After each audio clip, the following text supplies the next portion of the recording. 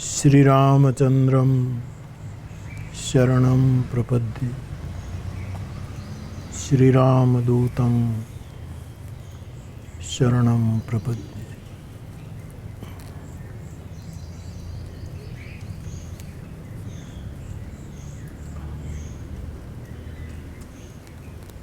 चालीस दिवसीय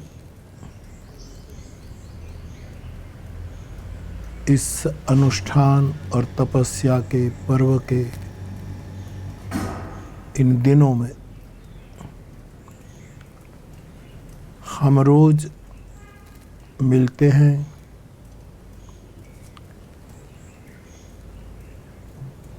गुरु कृपा से जो सहज आता है, कभी सोच भी लेता हूँ, गुरु कृपा से वो आपके सामने संवाद के रूप में प्रस्तुत करता हूँ। आज के संवाद के आरंभ में मेरे देश और दुनिया के सभी मेरे भाई बहनों को मेरा प्रणाम। जय सिया राम।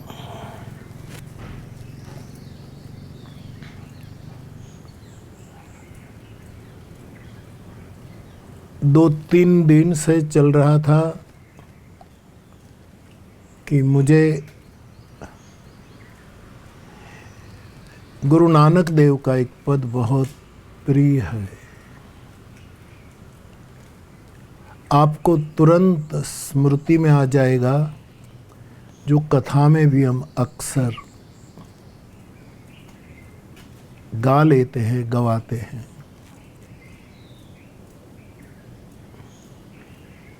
उसका पूरा शुद्ध पाठ मैंने प्राप्त किया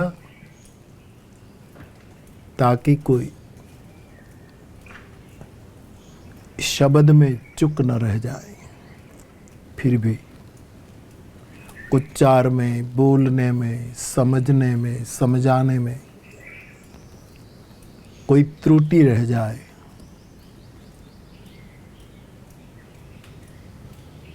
तो पहले ही मैं क्षमा प्रार्थी हूँ।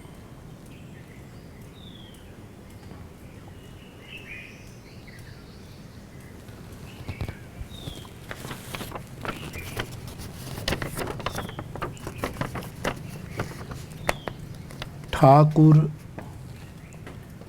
तुम शरणाई आया, उतरी गयो मेरे मन का संशय, जब ते दर्शन पाया। ठाकुर तुम शरणाई आया।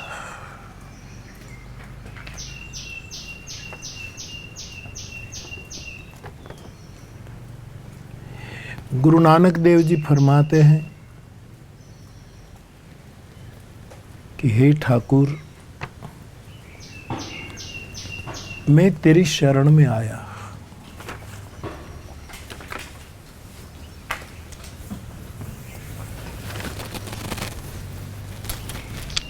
एक मिनट।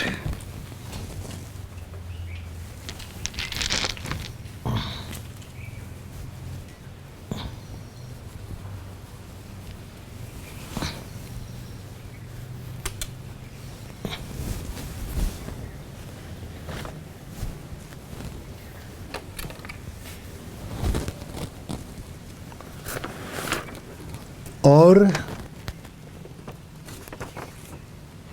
जैसे मैं आपकी शरण में आया ठाकुर, मेरे मन में जो संदेह था, संशय था, भ्रम था, शंका थी, मोह था, अंधेरा था, दुविधा थी,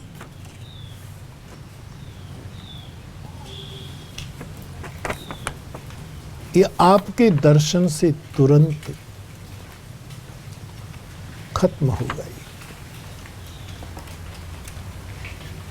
मैं आपकी शरण में आया ही और मेरे मन का ये सभी उहापोह शांत हो गया।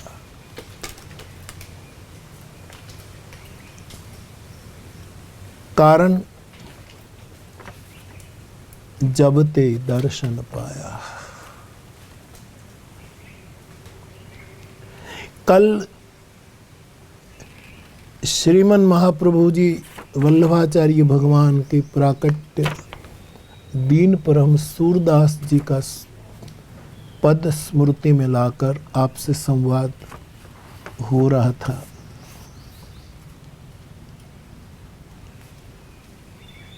सवाल है शरण में आने का।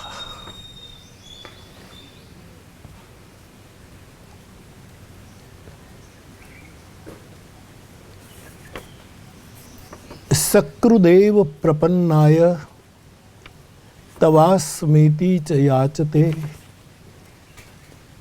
अभयम सर्वभूतेभ्यो।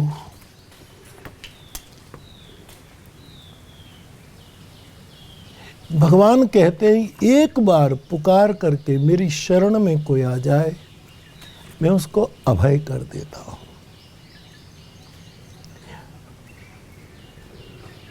पूरी भूत सृष्टि को, जड़ चेतन सृष्टि को अभय दे देता हूं।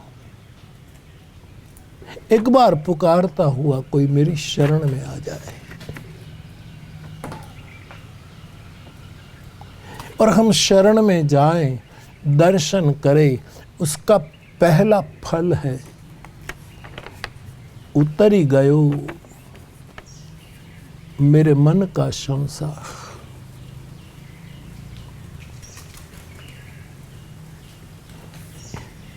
मेरे ठाकुर ने कुछ कहा नहीं और शरण में जाते दर्शन करते ही मेरे मन का संशय उतर गया, निकल गया। भगवद गीता के संदर्भ में सोचे तो संशय तो नाश कर देता है। आपकी शरण में आने से मेरा संशय दूर गया, क्योंकि मैंने आपका दर्शन पाया। बाप, दर्शन के कई प्रकार हैं।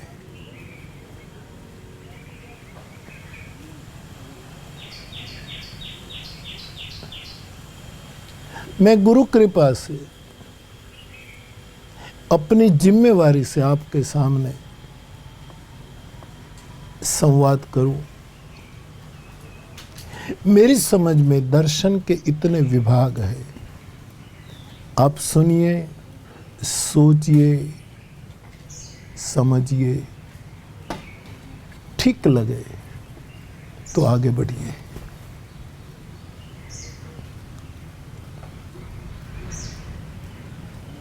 आपने देखा होगा कि जब कोई नया देवालय बनता है, मंदिर बनता है और उसमें भगवान राम की, राधा कृष्ण की या जो भी हमारे इष्ट हो, शिवलिंग हो, उसके ऊपर कभी कभी शिव जी की मूर्ति भी, विग्रह भी हम स्थापित करते हैं।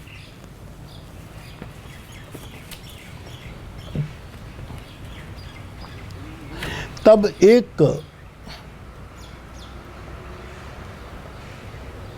विधि है जो प्रतिष्ठा उत्सव का जो मुख्य यजमान होता है, अथवा तो जो व्यक्ति ये पूरे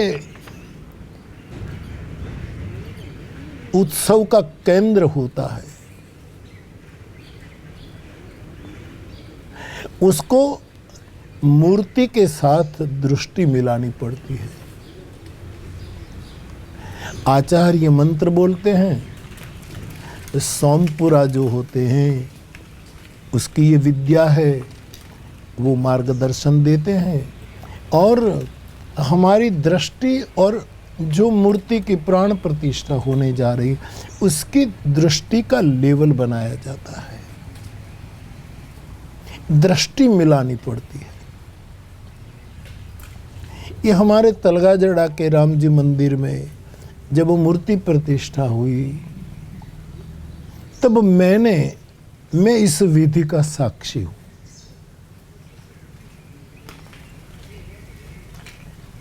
इस दर्शन को सम्यक दर्शन कहते हैं, न बिल्कुल निकट न बहुत दूरी, सम्यक।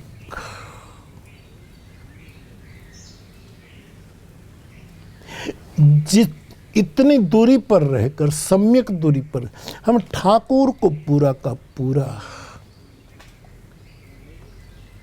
उसका दर्शन कर सके और ठाकुर की निगाहें भी हमें धन्य कर दे। यहां गुरु नानक देव कहते हैं, जब ते दर्शन पाया, तेरा दर्शन पाया तो मेरा संशय दूर हो गया। तो ये दर्शन की कई श्रेणी है मेरी समझ में। आपको मेरी बातें मान लेने की जरूरत नहीं, आप ठीक से श्रवण करें। सम्यक दर्शन, जैसे हम भगवान सोमनाथ के दर्शन के लिए जाए, द्वारिकाधीश के जाए, तो वहाँ एक मर्यादा बनी है, वहीं से हम दर्शन करते हैं। ये व्यवस्था भी है और दर्शन की एक अवस्था भी है।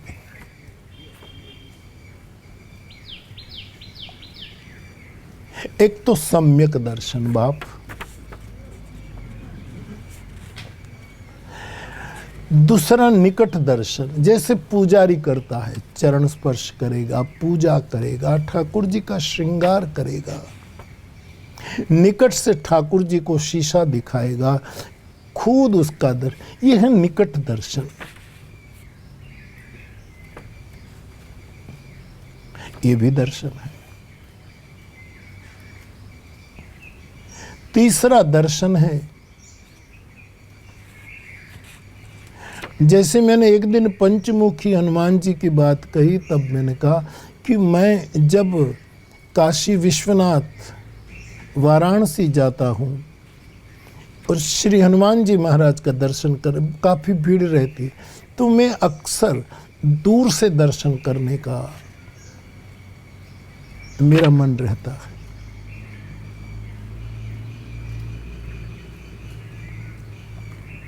यद्यपि वो ठाकुर परम तत्व दूर से भी दूर है, निकट से भी निकट है, ऐसी हमारी औपनिषदी उद्घोषणा है।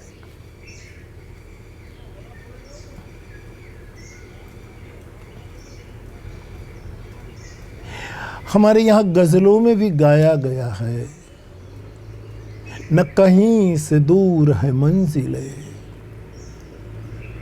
न कोई करीब की बात है।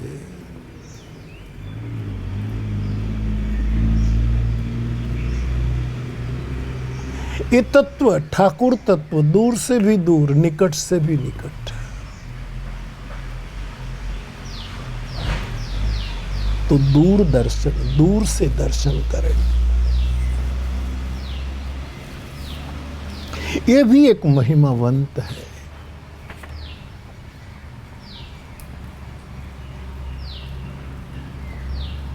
चौथा दर्शन मेरी समझ में है ध्यान में दर्शन।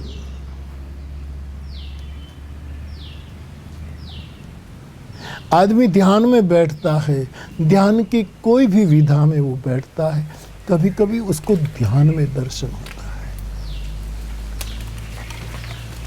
भगवान पतंजलि के 8 सोपान को चढ़ते चढ़ते धाम ध्यान तक पहुंचे। कभी कभी प्रेम मार्ग में भी सहज ध्यान लग जाता है और फिर ध्यान में दर्शन होता है। मानस में प्रमाण मिलता है, अतिशय प्रीति देख रघुवीरा, प्रगटे हृदय हरन भव। सुतीक्ष्ण इतना प्रेम विभोर होता है, नर्तन करता है, गाता है, गिरता है, संभलता है, और अपने इस संत की ये अतिशय प्रेम अवस्था को देखकर भगवान उसके हृदय में एकदम प्रकट हो गए।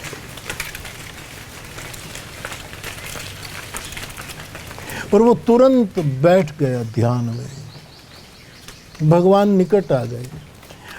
अब न कोई सम्यक दर्शन, न निकट न दूर, वो ध्यान में दर्शन कर रहे हैं। भगवान को लगा कि मुझे तो ये देखे, मैं उसको देखूं, तो ध्यान में डूब गया।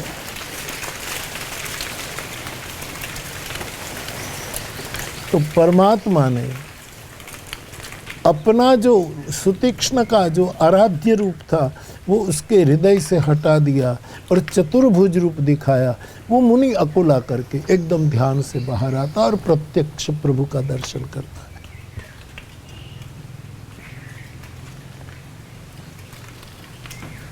ये भी एक दर्शन है जिसको मैं उर दर्शन कहूंगा। उर में सुमिरत राम हृदय अस आवा, उर दर्शन। मेरे साधक भाई बहन, उत्तरकांड में एक और दर्शन है, उदर दर्शन। कागभूषुंडी जी खगराज गरुड़ को अपना अनुभव सुनाते हुए कहते हैं कि भगवान ने मुख खोला, मैं उसके मुख में चला गया और परमात्मा के उदर में अनेक ब्रह्मांडों का मैंने दर्शन किया।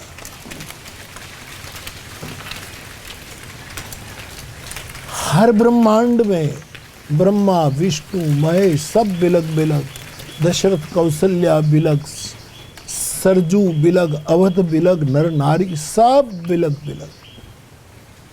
लेकिन मैंने उदर में जो परमात्मा का दर्शन पाया वो राम एक ही है। तो एक है उर दर्शन, दूसरा है उदर दर्शन।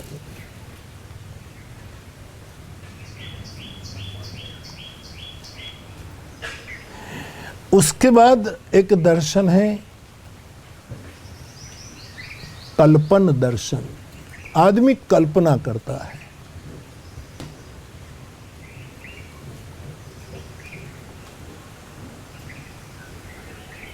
अपने आराध्य की कल्पना करते हैं और फिर उसकी कल्पना में अभ्यास के बाद वो मूर्ति झलकने लगती है, ज्यादा से ज्यादा क्लियर होने लगती है।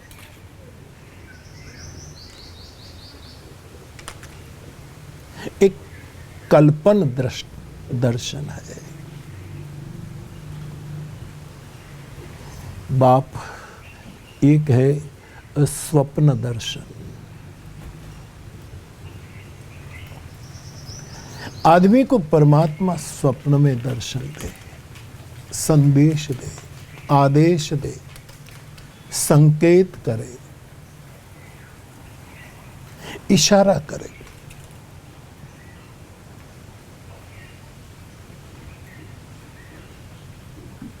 स्वप्न दर्शन।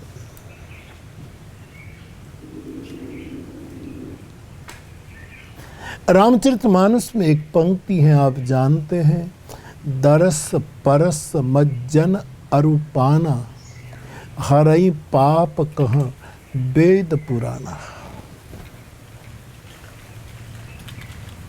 वहां ये लिखा है कि गंगा का दर्शन यानी त्रिवेणी का दर्शन, फिर परस उसका स्पर्श, उसमें स्नान करना और उसका पान करना।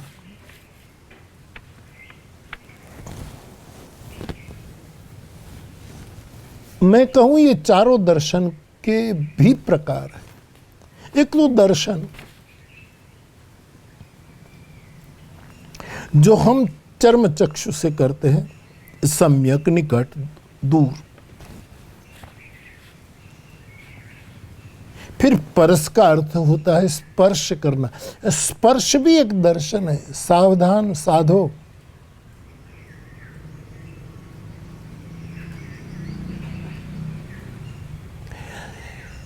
प्रभु कर पंकज कपि के सीसा, सुमिरी सो दशा मगन गौरी सा।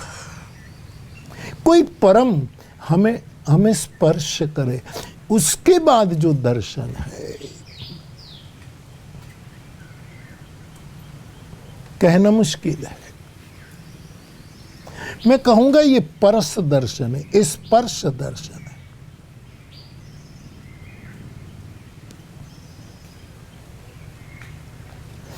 साधक लिफ्ट हो जाता है। दरस परस मज्जन। मज्जन का अर्थ है स्नान करना। लेकिन कभी कभी ठाकुर का दर्शन करते करते हमारी आंख भीग जाए, डबडबा जाए, हम आंखें मूंद ले,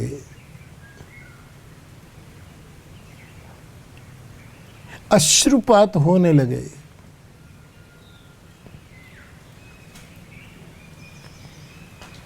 और आंखों के जल से हम बिल्कुल निमज्जित हो जाए, हम स्नान में एकदम स्नान करने लगे। यह है मज्जन दर्शन। कई लोगों को हमारे ग्रंथों में यमुना जी में डुबकी लगाते हुए, संगम में डुबकी लगाते हुए, गंगा जी में डुबकी लगाते हुए जल में प्रभु के दर्शन हुए हैं। ये भी कथाएं हैं। ये मज्जन दर्शन है। और एक पाना।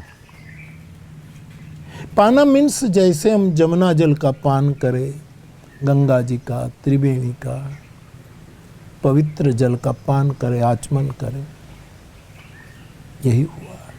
लेकिन मेरी समझ में पाना भी एक दर्शन है। आप कहें कैसे? जैसे कहीं हम बैठे हैं और कोई बुद्ध पुरुष परमात्मा का जिक्र खुदा करता है, जिक्र मोहब्बत करता है, जिक्र दीदार करता है, और हमारे कानों से ये सब दर्शन हमारे भीतर जाता है। हम कान के श्रवण पूट से, श्रवण के प्याले से हम पी रहे हैं, और उसी समय हमारे सामने जो बुद्ध पुरुष के वक्तव्य के मुताबिक एक मंजर शुरू हो जाता है। आपने कई बार महसूस किया होगा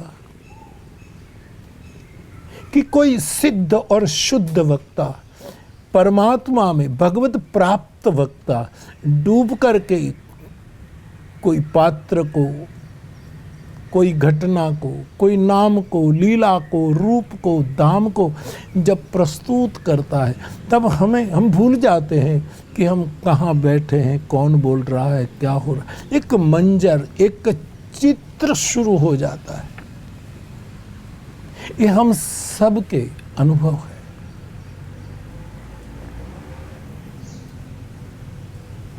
लगे कि ये घटना वर्तमान में हमारी उपस्थिति में हो रही है, हम देख रहे हैं।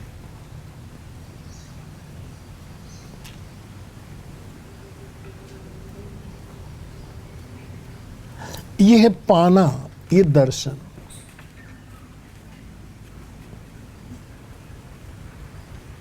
तगाजरड़ा की दृष्टि में एक कई प्रकार के दर्शन है, कोई भी हो,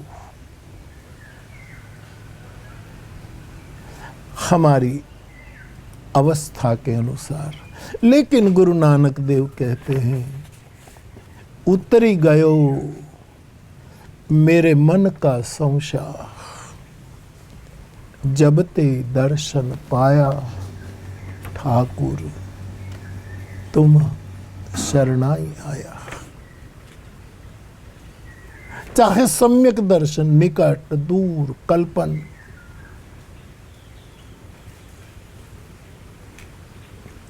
परोक्ष अपरोक्ष, उर में उदर में, स्वप्न में, रूबरू स्पर्श दर्शन, सराबोर होकर दर्शन, शब्द ब्रह्म को सुनते सुनते साक्षात ये मंजर का दर्शन। बाप यकीन करियो, इनमें से कोई भी दर्शन ठाकुर के साथ हमारा जुड़ जाए तो संशय खत्म। बुद्ध पुरुष को बोलने की जरूरत नहीं।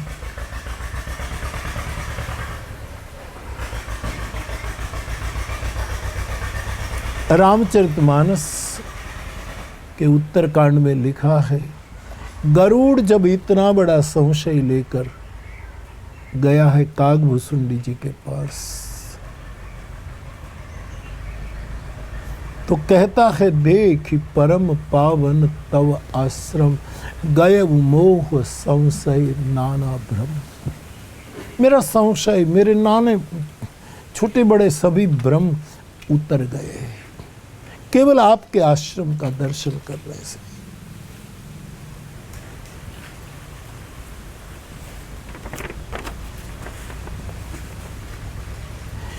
उतर ही गयो मेरे मन का संशय, जब ते दर्शन पाया ठाकुर तुम शरणाई आया।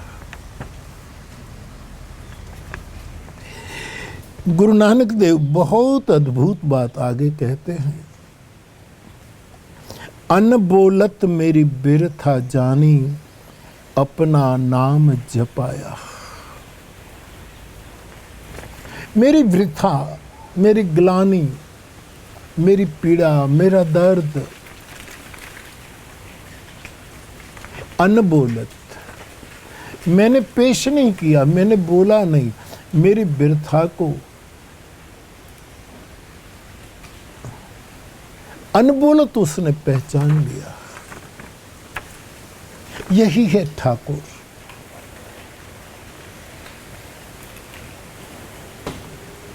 तेरे सामने मेरा हाल है, बोलने की कोई जरूरत नहीं। तुझे क्या सुनाऊं मैं दिल रुबा, तेरे सामने मेरा हाल है।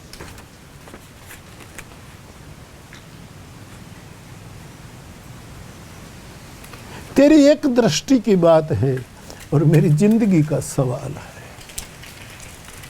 अनबोलत मैंने कुछ प्रार्थना नहीं की, मांग नहीं की, कुछ पेश ही नहीं किया, और मेरी व्यथा को, मेरी पीड़ा को उसने जान लिया। वो अंतर्यामी।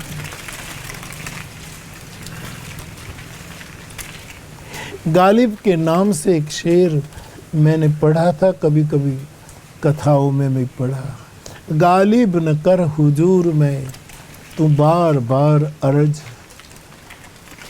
जाहिर है तेरा हाल उनको कहे बगैर।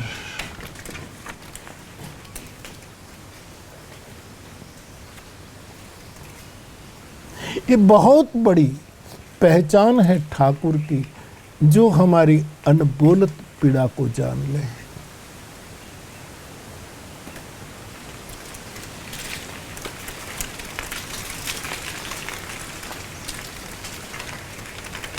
और याद रखना मेरे साधक भाई बहन, हम कभी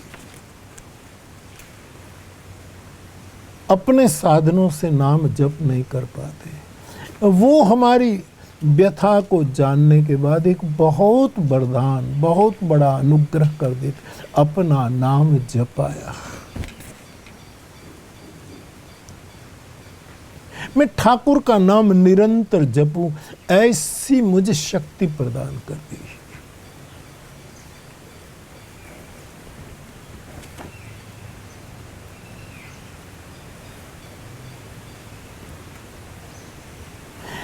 यथा संभव में नाम में मैं डूबा रहूं, ताकि मेरी व्यथा अनबोलत उसकी जानकारी में आ जाए। मैं अखंड नाम जप करूं।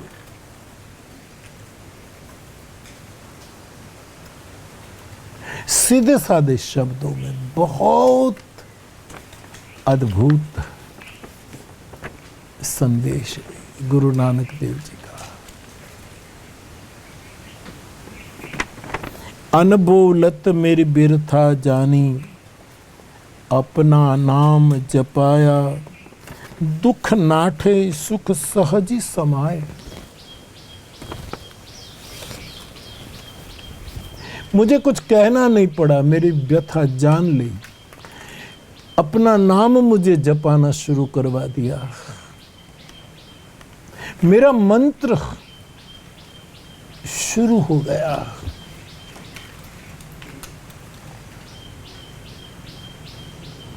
परिणाम ये आया कि दुख नाठे, मेरे दुख भागे।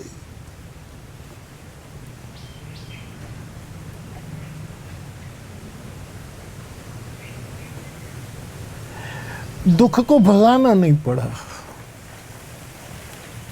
मैं देहाती बोली में कभी कभी कहता हूं कि वर्षा ऋतु के समय में एक छोटा सा तालाब हो, कीचड़ है, पानी है, डाबर पानी है, उसमें बहुत दादूर मेढक उछल कूद करते हैं, अपनी आवाज़ में वातावरण एक बिलग ढंग का बना देते। हमने देहातों में देखा, उसी तालाब में कोई एक भैंस आकर नहाने के लिए, भैंस को पानी बहुत पसंद होता है, उसमें उतरते ही सब मेढक अपने आप कूद कूद करके भाग जाते हैं। दुख क्या है? हमारे जीवन के छोटे बड़े मेढक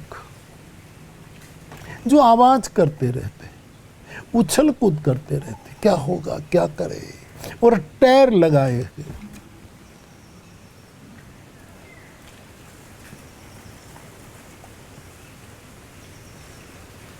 आप प्रयास करके भी मेढक को बाहर नहीं कर सकते। दो को निकालो तो तीन कूद कर आएगा।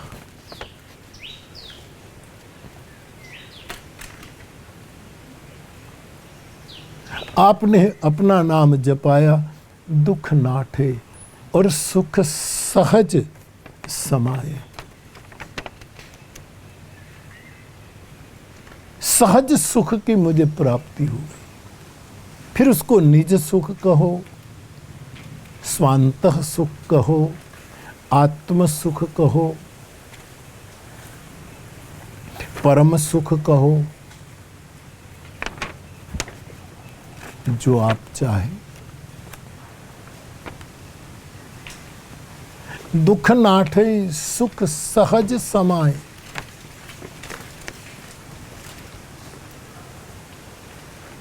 सुख मुझे प्राप्त होने लगा।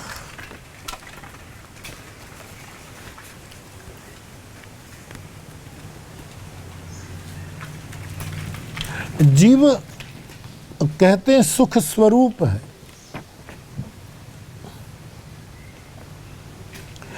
फिर मैं इस पंक्ति को आपके सामने रखूं। ईश्वर जीव, ईश्वर अंश, अजीब अविनाशी, चेतन अमल, सहज सुख राशि। ये सहज सुख राशि है। दुख नाठे सुख सहज समाए।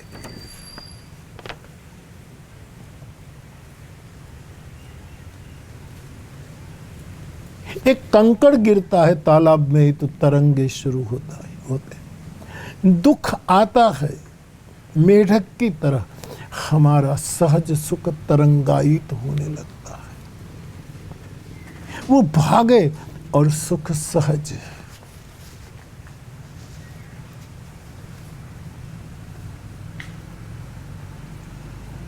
भगवद गीता से सुख की एक बहुत सरल व्याख्या आपके सामने पेश करूं अपने ढंग से।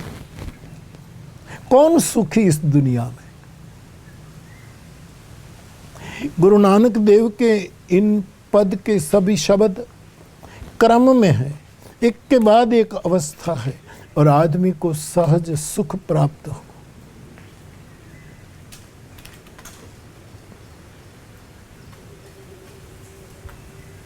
सहज सुखी कौन है?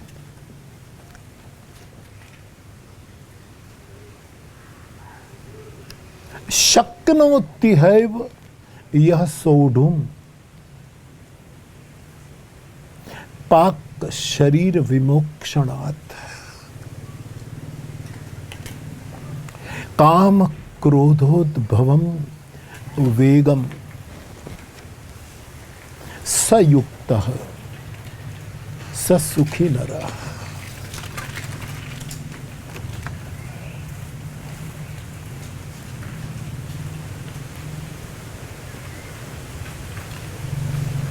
हम जैसे संसारियों के लिए सहज सुख की इससे बड़ी क्या व्याख्या हो सकती है?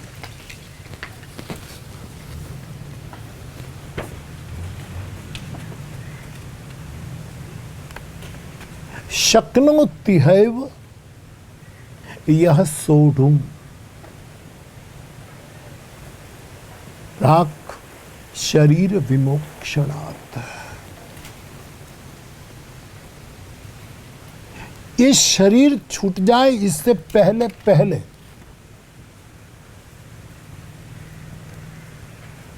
जो साधक काम और क्रोध के प्रचंड वेग को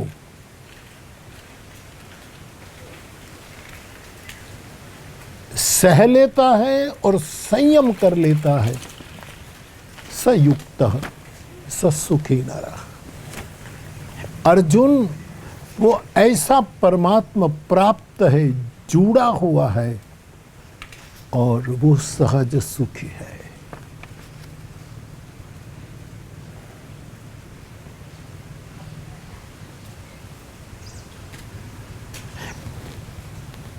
करीब करीब शरीर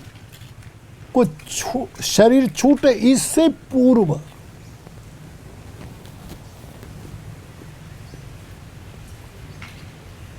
काम और क्रोध का जो प्रचंड आवेग है उसको सह लेता है और धीरे धीरे धीरे धीरे धीरे सम्यक संयम करता है, वो सुखी है।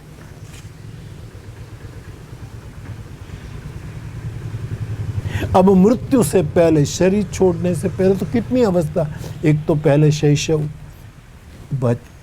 हमारा बचपन होता है, फिर कुमार अवस्था आती है, फिर युवावस्था आती है, फिर वैसे तो 3 ही अवस्था, बाल, युवा, वृद्ध, लेकिन उसका और विभाजन हम कर सकते हैं। बिल्कुल बाल अवस्था,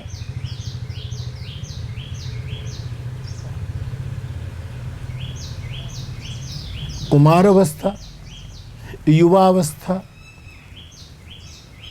प्रौढ़ अवस्था, वृद्धावस्था। इन सभी अवस्था में शरीर छोड़ने से पहले जिन्होंने काम क्रोध के वेग को सह लिया है और प्रसन्नता पूर्वक उस पर संयम कर लिया, सयुक्तः स सुखी नरः।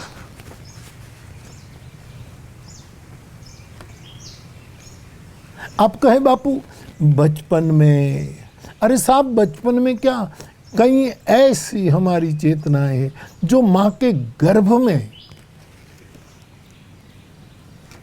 इन वेगों को कंट्रोल कर सके। मदाल साहब अपने बच्चे को लौरी सुनाते सुनाते ये बात सिखा देती है। कयाधु अपने प्रहलाद जो भगत शिरोमणि अपने उदर में नारद के सत्संग के द्वारा ये बात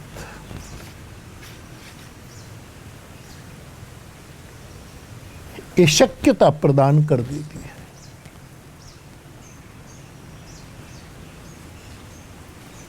कुमार अवस्था में सनत कुमार जो निरंतर कुमार अवस्था में रहते, शक्नोति हैव यह सोढ़ु प्राक शरीर विमोक्षणात्। काम और क्रोध के आवेग को सनत कुमारों ने, वो तो अमर है, शाश्वत है,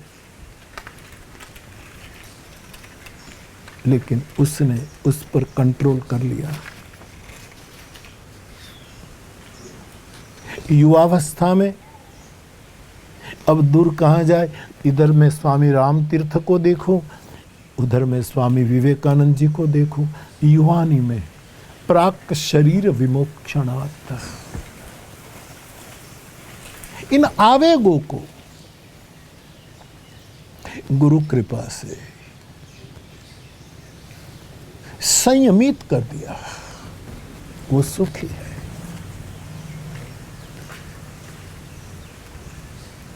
जो आनंद संत फकीर करे, वो आनंद नाही अमीरी में।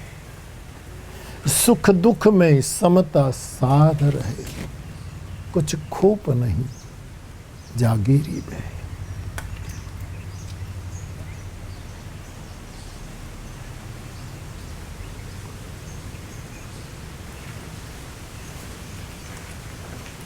प्रौढ़ अवस्था,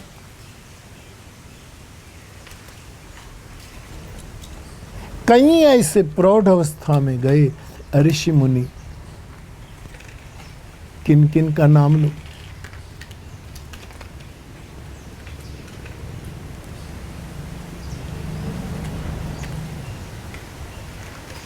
फिर करीब करीब वृद्धावस्था, चाहे व्यास हो चाहे वाल्मीकि हो, नारद के प्रसाद से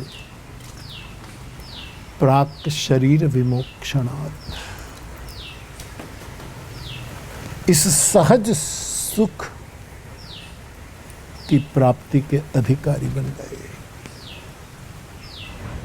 गुरु नानक देव कहते हैं, ठाकुर के दर्शन से दुख नाठे सुख सहज समाए। और फिर क्या, आनंद आनंद गुण गाया। आनंद में झूमकर, मस्ती में झूमकर मैं ठाकुर के गुणगान गाने लगा। ये पूरी प्रक्रिया है, मुझे लगता है ये नानकीय परंपरा है।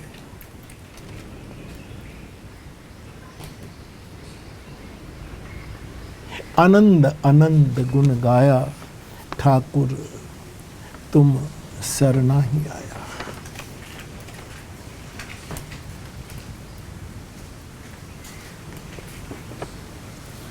आगे कहते हैं, बांध पकड़ी कठी लीने अखूने गृह अंधकूपते माया। गृह कारज नाना जंजाला, हमारा जो संसार है, गृहादि संसार, इस अंधकूप में मैं गिरे जा रहा था। मेरे ठाकुर ने मेरी बाह पकड़ करके मुझे बाहर निकाला। गृह अंधकूपते माया उपनिषद का संदर्भ है।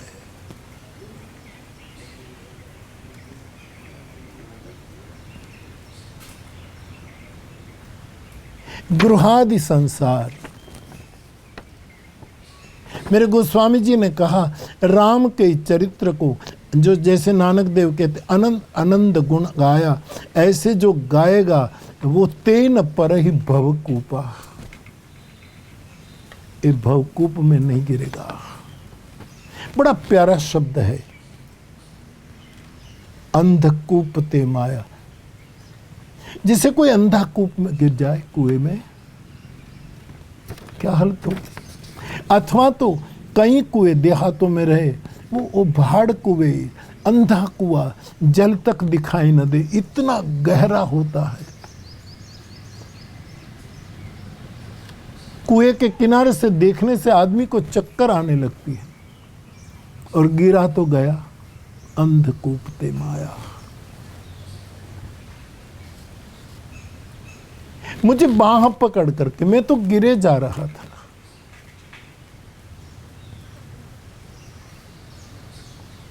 ठाकुर ने मेरी बाह पकड़ ली।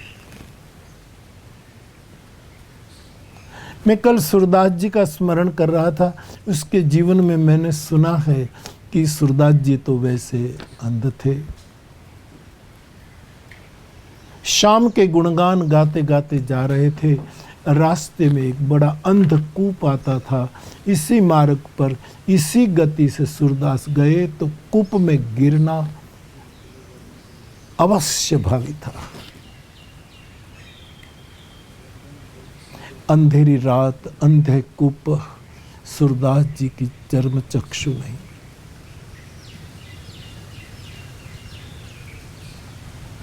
भगवान बाल कृष्ण को हुआ कि ये गिर जाएगा तो मेरी इज्जत नहीं रहेगी। कहते हैं आधी रात को सूरदास जी की लाठी पकड़कर भगवान बाल कृष्ण उससे बातें करने लगे। एक छोर कृष्ण के हाथ में। सूरदास को आश्चर्य हुआ कि इस रात में कोई जन नहीं दिखता और ये बालक मुझे लीड कर रहा है, दौड़ रहा है, और क्या मधुर बोली है। ठाकुर का इरादा था बातें करते करते एक कुआ को मैं बगल से उसको ओवरटेक कर लूं। सूरदास अंधकूप में ना गिरे। लेकिन परम तत्व के साथ वार्तालाप में सूरदास समझ गए कि ये कोई सामान्य बालक नहीं है। सोचा मैं लाठी के छोर को ऐसे मेरे हाथ को सरकाते सरकाते इस बालक का हाथ पकड़ लूं, फिर छोड़ू ना। ये मेरा माधव है। और जैसे वो लाठी पर धीरे धीरे हाथ सरकाता, कृष्ण के हाथ पकड़ने के लिए भगवान कृष्ण मन ही मन मुस्कुरा रहे थे कि अंधे की बुद्धि भी बड़ी कुशल लगती है, मुझे पकड़ना चाहता है।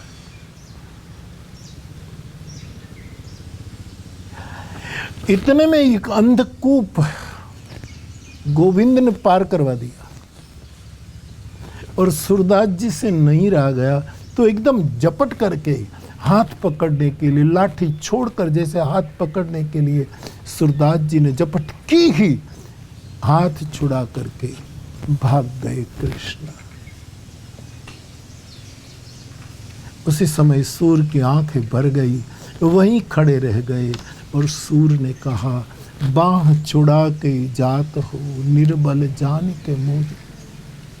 मैं समझ गया तू कौन है, मेरा हाथ छुड़वा कर जा रहा है तू, क्योंकि मैं अंधा हूं, निर्बल हूं। लेकिन हृदय छुड़ा के जाए तो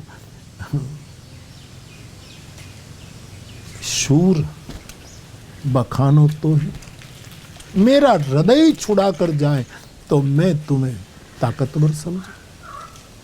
एक अंधे के हाथ को छुड़वा कर भाग जाना कोई बड़प्पन नहीं है। एकदम खिलखिलाकर हंस करके सूर को ठाकुर जी आलिंगन देते हैं।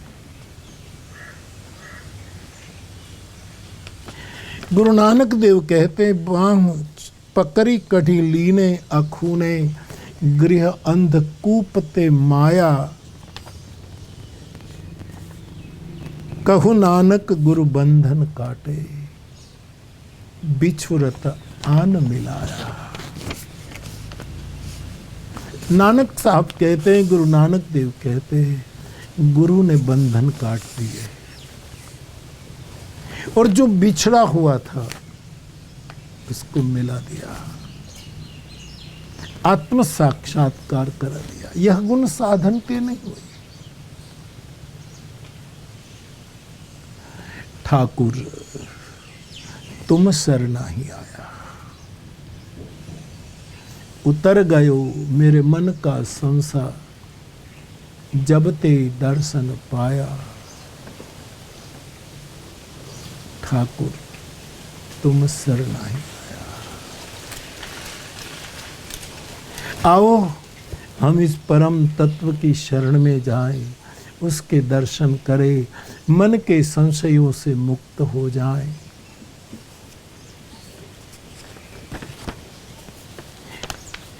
वो अनबोलत हमारी व्यथा को जानने वाले ठाकुर है। वो कृपा करके अपना नाम हमसे जपाएगा, दुख दूर हो जाएंगे, सहज सुख मिले। सयुक्तः ससुखी नरः। बाँह पकड़ी ढिल्ली ने अखू ने,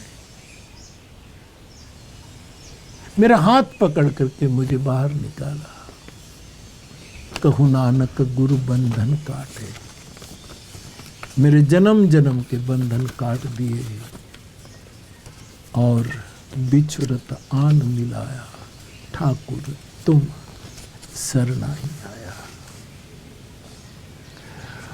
2-3 दिन से मन हो रहा था गुरुदेव नानक के इस पद को आपके सामने पेश करने का। आओ हम भी गाएं, ठाकुर तुम शरणाई आया। आज के माहौल में, आज की विकट स्थिति में आखिरी उपाय क्या है? तो तुम शरणाई आया। मेरी हर शंका, मेरा हर भय, मेरी हर दुविधा तू अनबोलत जानता है। बाह पकड़ करके बचा लेना। आज के संवाद को विराम दूं इससे पूर्व एक छोटी सी हरि कथा। एक साधु ने सुना कि इस स्टेट का राजा सुबह सुबह सूर्य निकलने से पहले अपने हाथी पर बैठकर निकलता है, रोज का नियम है। और उसको जो भी पहला आदमी मिलता है वो जो भी मांगे वो दे देता है।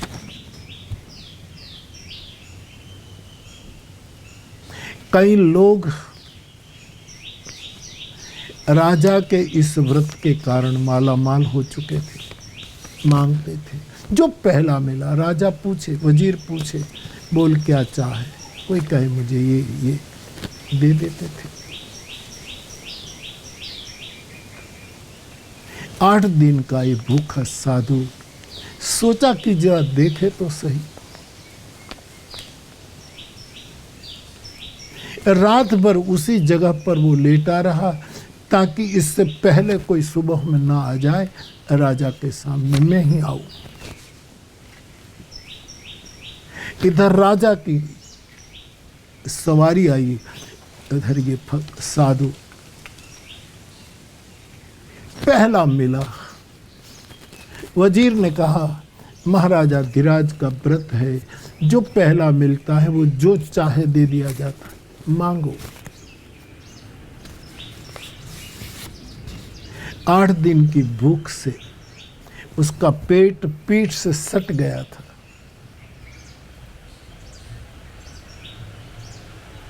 खुलकर हंसकर कहा क्या मांगना?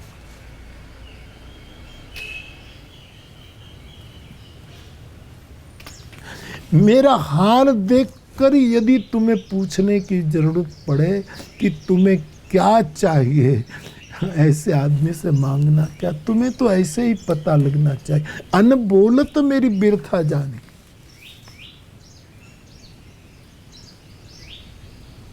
मैं कितने दिन से भूखा हूं, मेरा पेट पीछे सट गया।